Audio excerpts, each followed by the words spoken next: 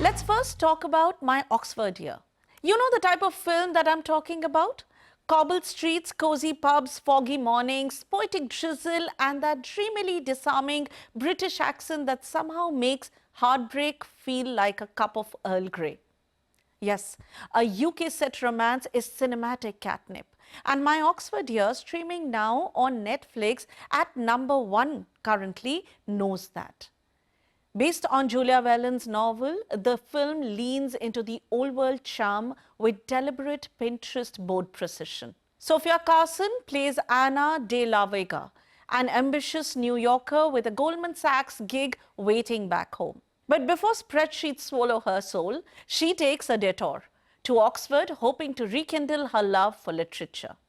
Enter Jamie Davenport, played by Queen Charlotte heartthrob Corey Milchrist. He's the guy who splashes her with street water in a vintage Jaguar only to reappear as her poetry professor. British, broody, and devastatingly charming, of course. What follows? Pub dates, prose-heavy flirting, scenic picnics, and stolen glances across centuries-old libraries. You know the drill.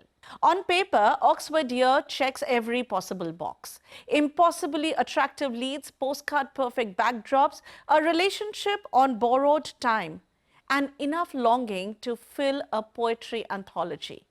Carson looks luminous. Milchrist channels that young Hugh Grant vibe that casting directors dream about. And the film is gorgeous. Seriously. It could double up as a tourism ad for the hallowed streets of Oxford and the English countryside. But, and here's the rub, underneath all that gloss is a romance that never quite catches fire.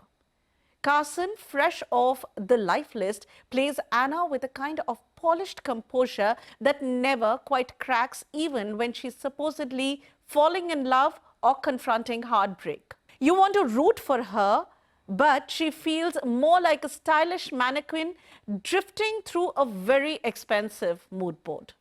Milchrist does better though. He's effortlessly charming, but the script co-written by Alison Burnett and Melissa Osborne doesn't give him much to sink his teeth into.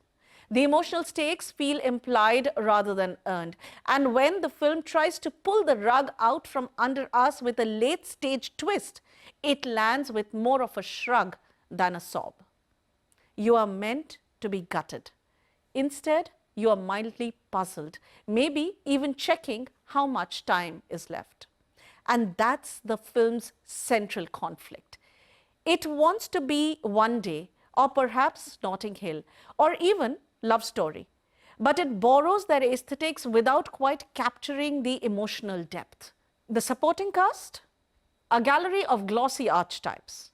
Everyone's witty, attractive, and emotionally available. Once the script decides, it's time.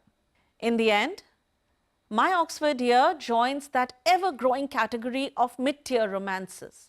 Watchable, pleasant, occasionally lovely, but rarely moving.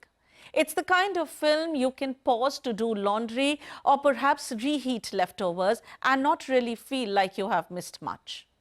It's better than some, but in a genre that has the power to devastate and uplift, to remind you why we risk everything for love, this one just doesn't quite get there.